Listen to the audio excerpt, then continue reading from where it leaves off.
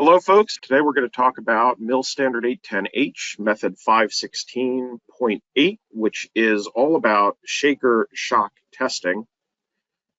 This slide is just some general vibration control terms and abbreviations. I always put it in my vibe control slides. Not all of these are in the following slides, but it's some good reference material anyway.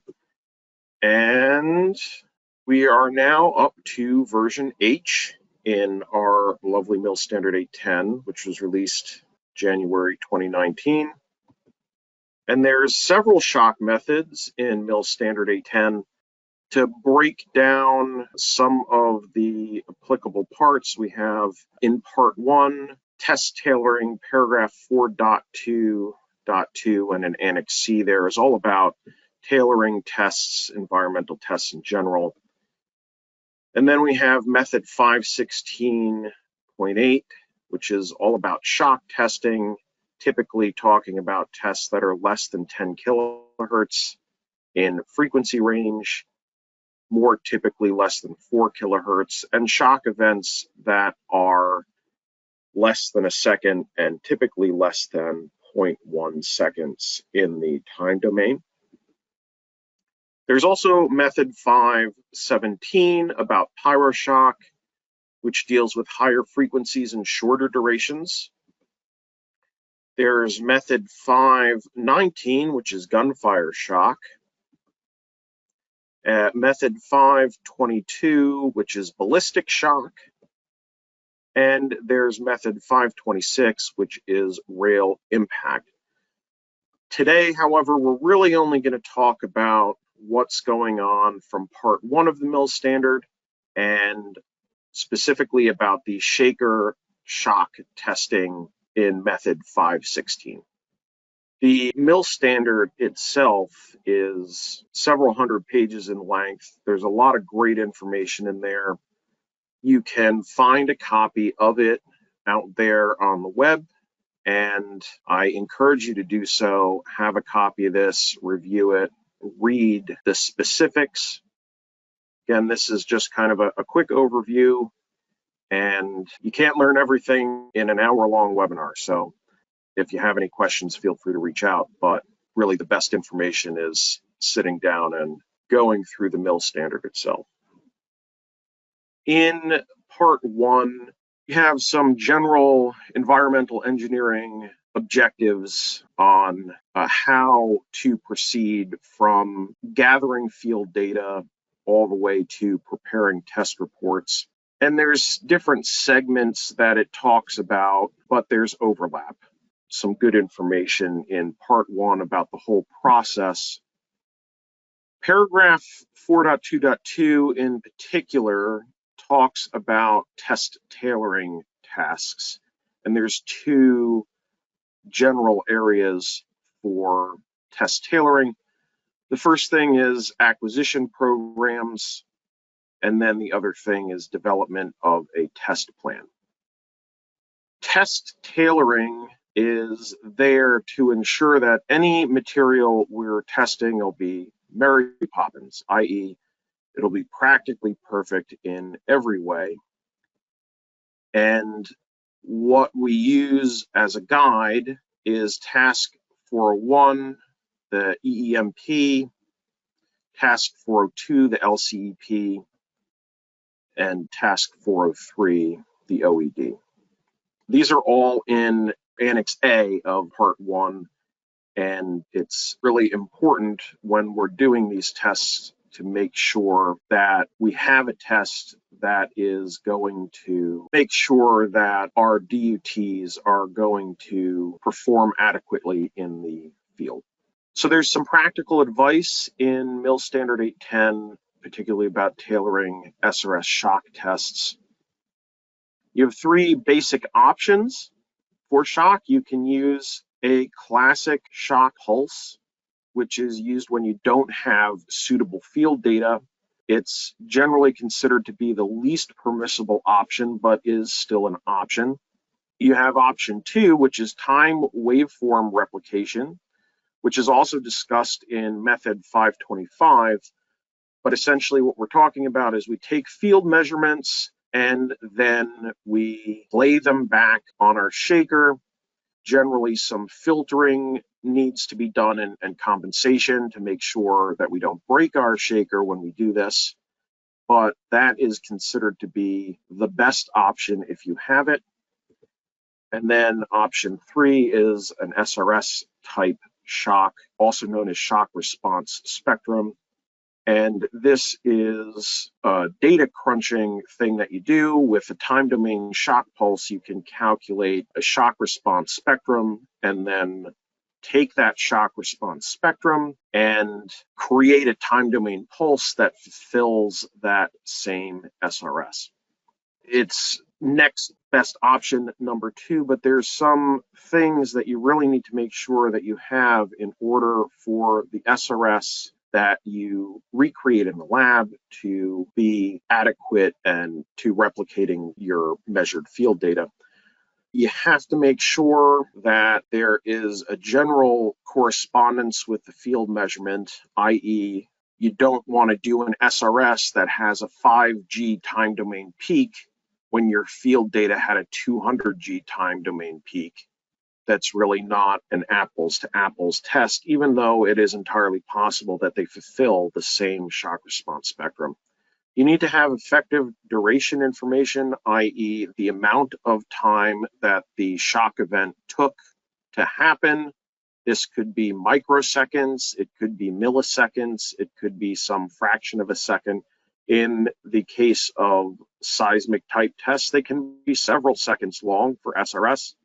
But for method 516, we're generally talking about events less than a second. The other major consideration when you're using SRS in this method is that it's really only applicable for simple shocks, and we'll discuss this a little bit more, what that means. But essentially, we're talking about a single shock event that happens, not multiple shock events that happen in a time period, rebounds that happen and things like that. And we'll look at some time traces later on to talk about what that means.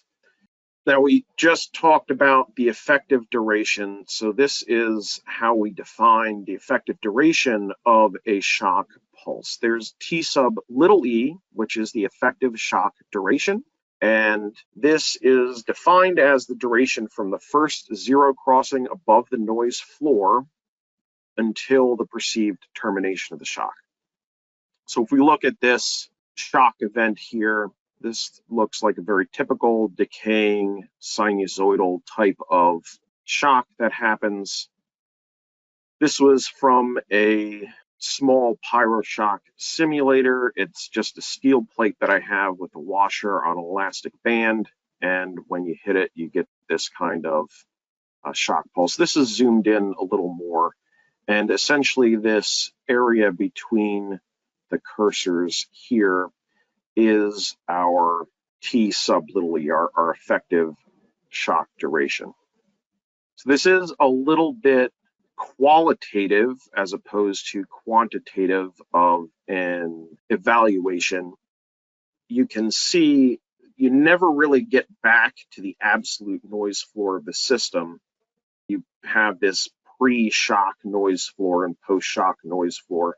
And it goes into a lot more detail about it in method 516, but we still have to have a little bit of experience to really decide where this T sub little e is really going to end.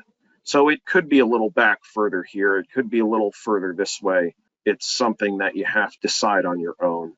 So it's not so easy sometimes.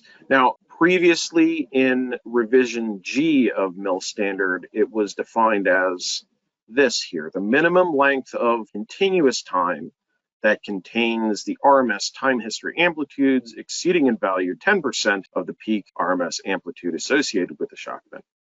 There's also some information in the MIL standard about why this was done, but you should know that this definition changed from a more quantitative kind of definition to a more qualitative kind of definition.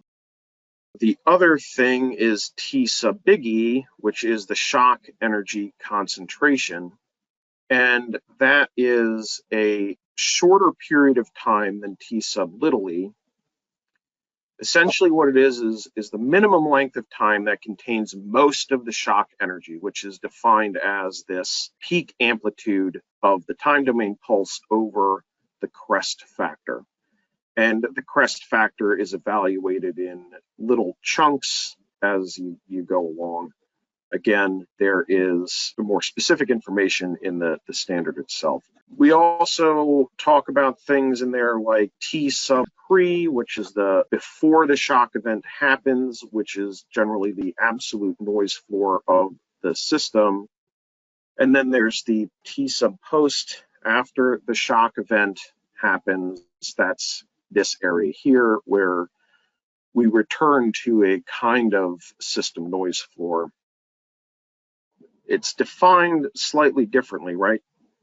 Pre is the measurement system noise floor, and post is the instrument noise floor, basically saying that when you have a shock event, your event is over long before the system actually returns to the measurement system noise floor. So it's an important thing to keep in the back of your mind.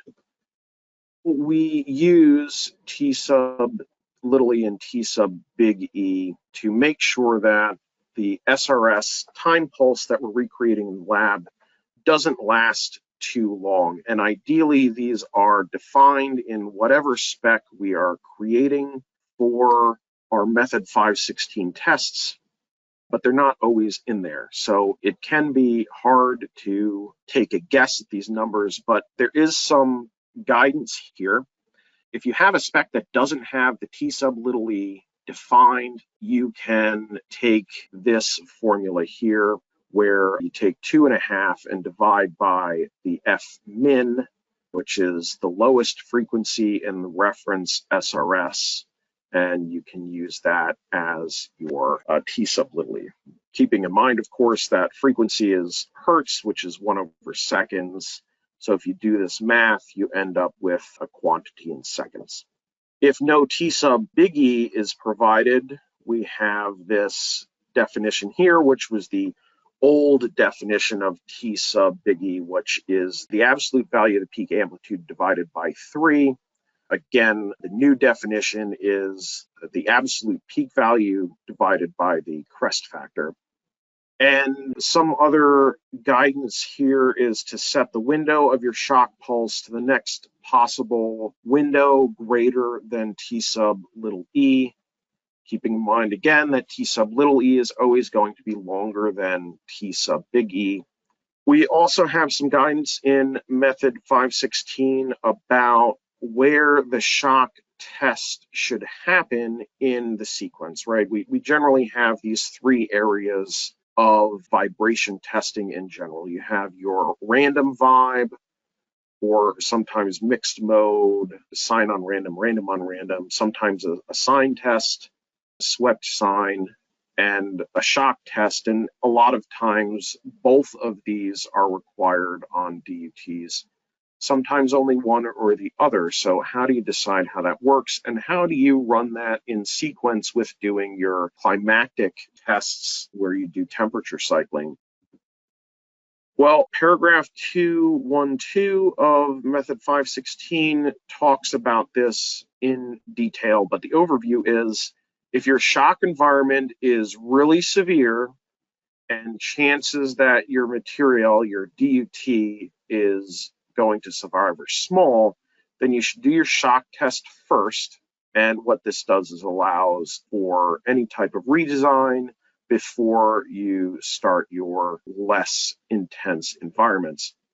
If your shock environment is severe, but your chance of survival is good, you should do your shock test after vibration and thermal cycling and give your DUT some time to fatigue, essentially. You stress your DUT before you do your shock test, and that way you can uncover any type of combined failures that you might see. There's advantages to applying the shock test before the climactic test if you have realistic service conditions being replicated. And the reason for that is climate-sensitive defects tend to show up more clearly after you do shock than doing climactic and then shock after that. There's a caveat, though. Thermal stresses could permanently weaken your DUT. And you might not detect them if you do shock before a climactic test. You do your shock, and then when you do your climactic test, you're going to continue to cause temperature cycling and expansion and contraction, and maybe you won't find any damage that way as opposed to doing your thermocycling first and then applying a shock afterwards. And again, goes into a lot of detail here. The next thing to talk about is method 516 talks about the shock model. And this is an important thing to understand because it is often misunderstood. When we calculate SRS, we take this array of basic sited SDOF systems and use our shock time domain to excite that system, and then SRS plots the maximum responses of these SDOF models, and this is called the shock model, this array of SDOF systems. Now, you might take away from this that the shock model is a representation of your DUT somehow, and it absolutely is not. SRS is just not a good way to model the response of a system to a given input. And here is some data to kind of prove that out. If we use the spring damper to represent our actual test article, the path of energy input, as it mentions in the MIL standard, we might get the impression that these vibration signals that go into our shock model are representative of the responses of our DUT when we get to the SRS spectrum here. And as you can see, here's the actual spectrum of the response of the test article to these time domain inputs.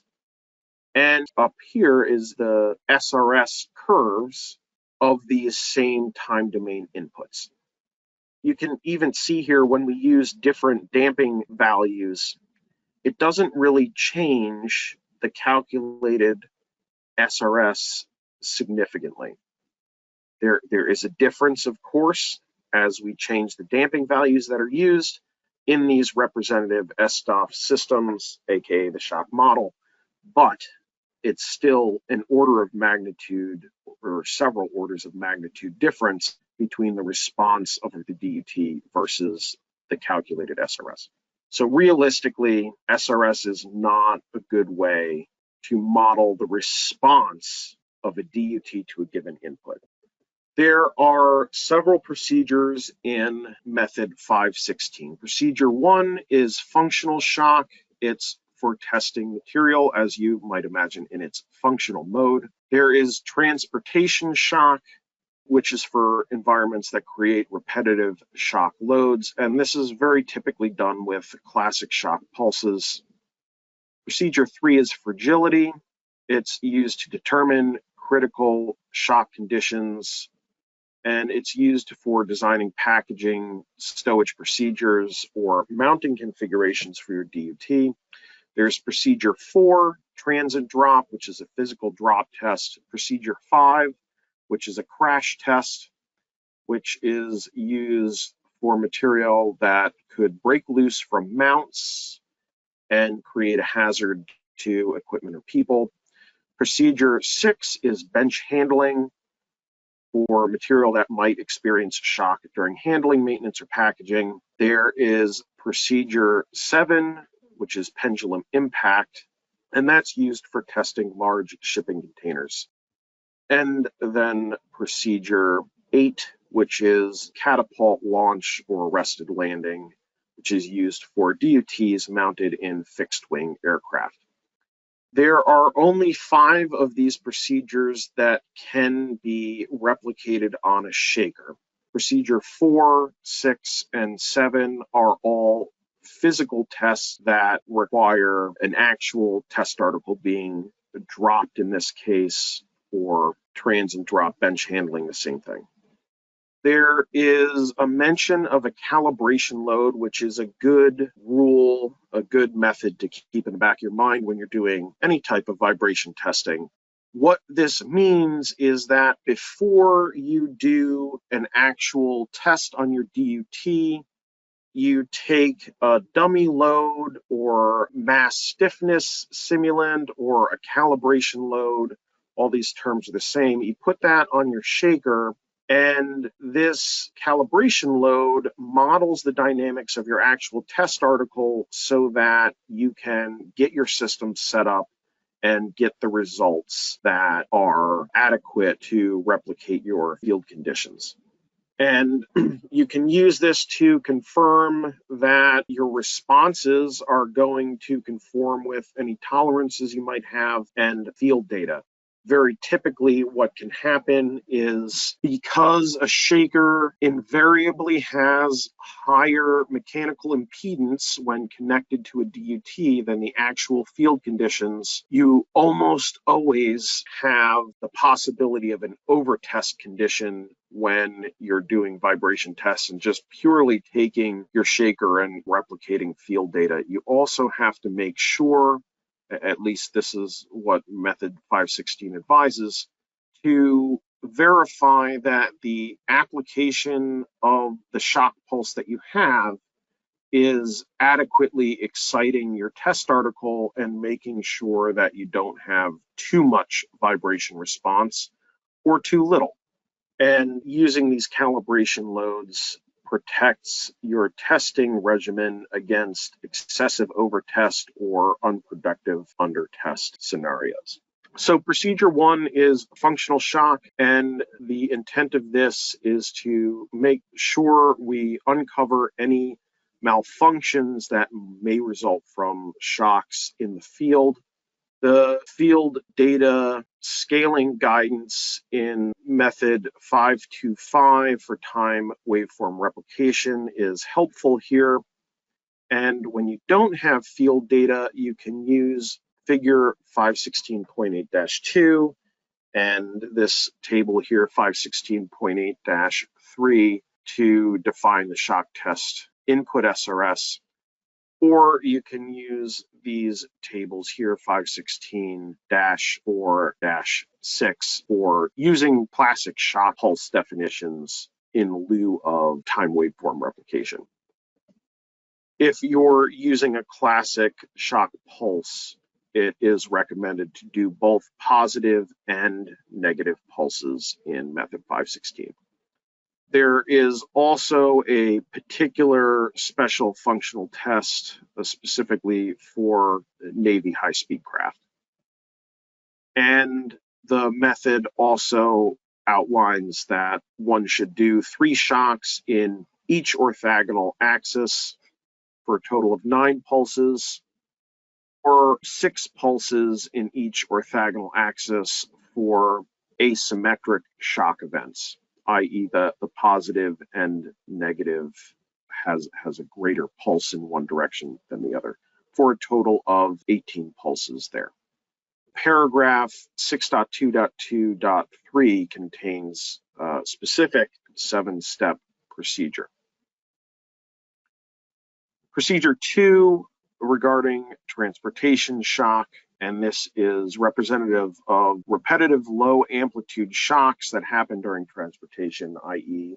on a rail car or in the back of a truck or some vehicle like that, hitting bumps in the road. You would use this in conjunction with vibration testing, which is in method 514.8. There is a change here. It now recommends using terminal peak sawtooth versus half sine if you're going to use a classic shock. but a tailored test with SRS or time waveform replication is preferred if you do have field data available. And typically, you'll either do on-road or off-road transportation shock, not both. The number of shocks that you do here corresponding to distance traveled. If you expect more distance, then more shocks must be applied. There's a 6-step procedure specifically outlined in paragraph 4633. Again, this is a table here with some on-road, off-road guidance. Procedure 3, fragility. This test is used to determine a maximum level of input which you can expose your DUT to, and it still functions, and or the minimum level of input before any higher level of input will cause a failure. And that's really the whole idea here. We're basically trying to figure out how badly do I need to beat up my DUT before it's going to break.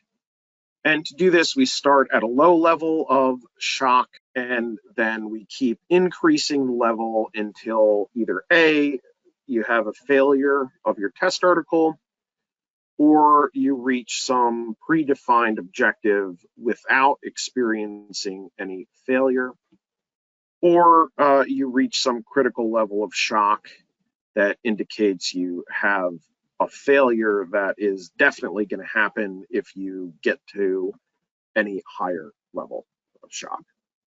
In order to do this test, you really need to have a good analysis of your DUT before you start testing to determine stress thresholds and come up with a failure model. For this, it is recommended to use trapezoidal pulses, and this is a shot of a trapezoidal pulse here in the time domain. Looks kind of like a square wave, and the reason this is good to use is because max velocity changes are well defined for this pulse. The main definition of this test is for a drop tower, but it also states in there that shaker input is also acceptable. You can use SRS as well, but that makes it more difficult to determine the change in velocity. Why are we concerned about velocity? Well, it's been established that velocity is more correlated with stress and strain damage in a test article than either acceleration or displacement. There are two simple step-by-step procedures that are provided in 4.6.3.4, one for drop test and one for shaker testing. Procedure 5 is a crash test, and we use that to determine structural failures of a DUT due to some type of mounting conditions. If you have that DUT break loose in a vehicle crash, it could be bad. And the intent here is to verify that any mounting, packaging, or restraining devices will not fail and that components are not ejected in a crash condition. It's important when you do this to use the same type of in-service mounting or tie downs or whatever is being used in order to attach your DUT to your shock fixture to most closely represent field conditions. SRS is preferred for this method, but there is also a definition for terminal peak sawtooth, and there's some information in table 516-13 that reviews that for different scenarios. For DUTs over 300 pounds, an 11 millisecond half sine with equivalent velocity to the terminal sawtooth is also acceptable. A half sine being a little easier to run on a shaker than sawtooth sometimes. And this recommends 2 pulses in each orthogonal direction for a total of 12 pulses. And paragraph 4.6.6.3 of procedure 5 is where you can find a step-by-step procedure. Then we have procedure 8 for catapult launch, arrested landing. and this is to verify functionality and structural integrity of material that might be mounted in or on fixed-wing aircraft, i.e. Anything launched from an aircraft carrier or landed on an aircraft carrier. The field data is really exceptionally important for Procedure 8 because responses are heavily influenced by structural modes of any carrying aircraft. While your amplitudes are typically low in these scenarios, you have a high number of cycles and lots of low cycle fatigue potential to do significant damage. This procedure is a little different compared to other methods because you have considerably longer pulse durations, a couple seconds of arrested landing or catapult launch versus less than a second in other cases. If you do not have field data, you can use sine burst to do this test. And the recommendation is starting at 30 pulses in each direction, but you have to inform this by your specific application. If you do have field data, there's some guidance on tailoring that specifically for that, i.e. low pass filtering it and doing some type of transient vibration in between. So catapult and arrested landing have slightly different procedures to follow outlined in Procedure 8. You can find detailed tailoring instructions in paragraph 4691 and a step-by-step procedure in paragraph 4693 in Procedure 8. And that is the extent of my review of method 516.8 in Mil-Std-810. Thank you for attending. My name again is Chris Sensor. I can be reached here at this email address or on LinkedIn